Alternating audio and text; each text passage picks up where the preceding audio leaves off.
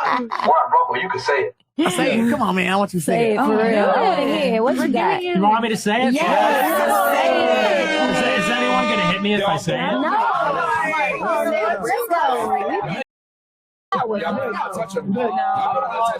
Come on, Nick. What you got? All right.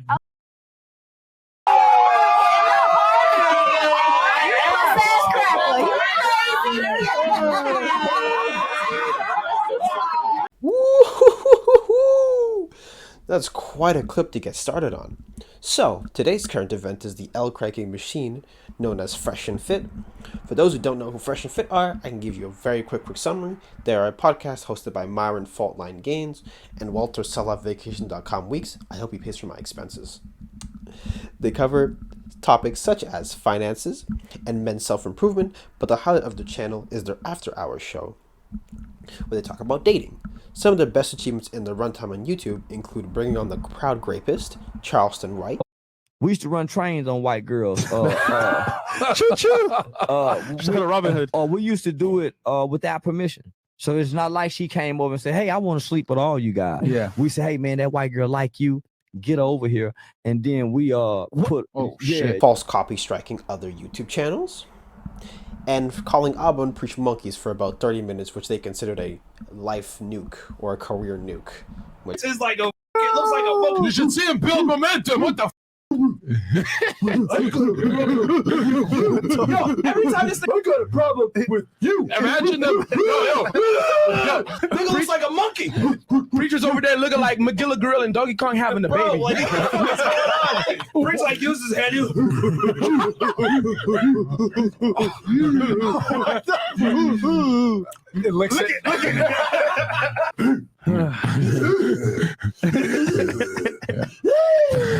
Look at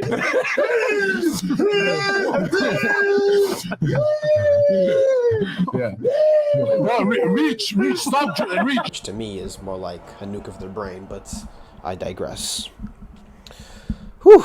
So, now that we understand what we're working with, and seeing that these guys are, of course, top-tier achievers, let's get into the clip today.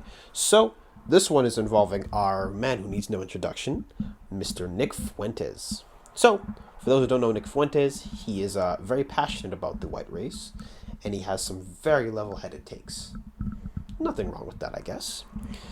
So, the clip in question is where he was going around saying the hard R, and I saw this on Twitter. So, knowing Twitter, sometimes stuff gets cut out of context, so let's just go into it.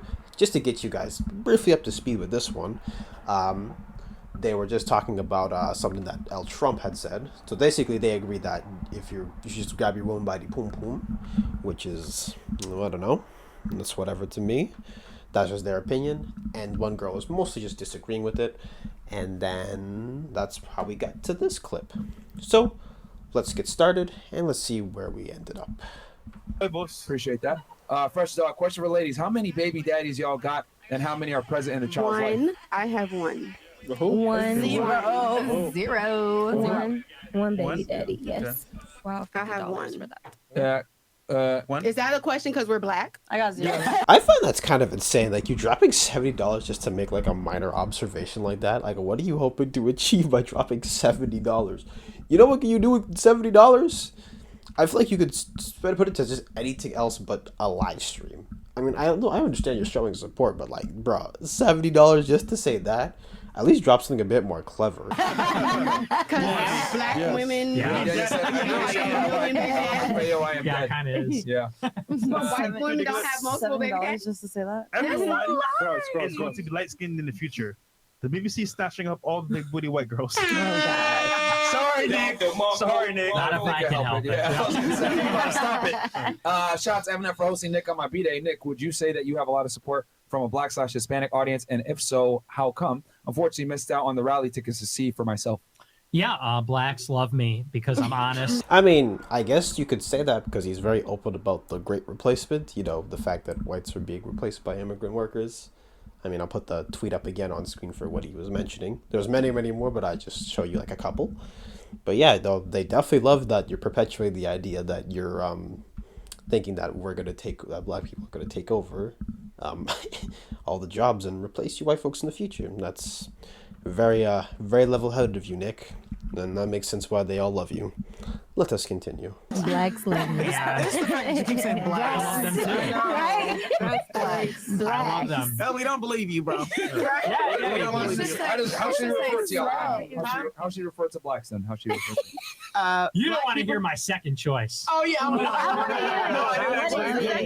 kidding. It's a joke. It's funny. You should actually do stand up sometime. Maybe it would Yeah, actually take off. maybe. I think she's joking. Okay. No. I hope so. Do it, Nick. Do it. No, I can't. How am I fitting in That would be him? implied. Do it next so you can get bands again. I can't get these guys back. We're on Rumble. You can say it. Say it. Come on, man. I want you to say Say it. it for real. I want to hear it. What you got? You want me to say it? Yes. Is anyone going to hit me if I say it? No. For 2 hours. y'all better not touch him. Y'all better not touch him. Come on, Nick. What you got? All right.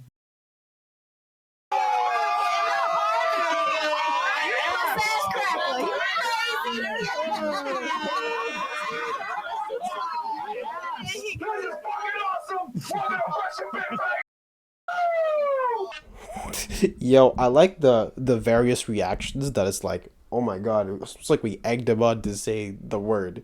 But yo, homegirl over here is like shaking her head. This one's ready to spit out whatever she has in her mouth. I think she's got some Jets drink in her head. The other one has her mouth just wide open like Kirby. The girl next to her is just looking to the side. Like, oh my god, did I just not egg him on like that? I mean, you wanted him to say it, or you're one of the people who wanted him to say it, so of course this happens.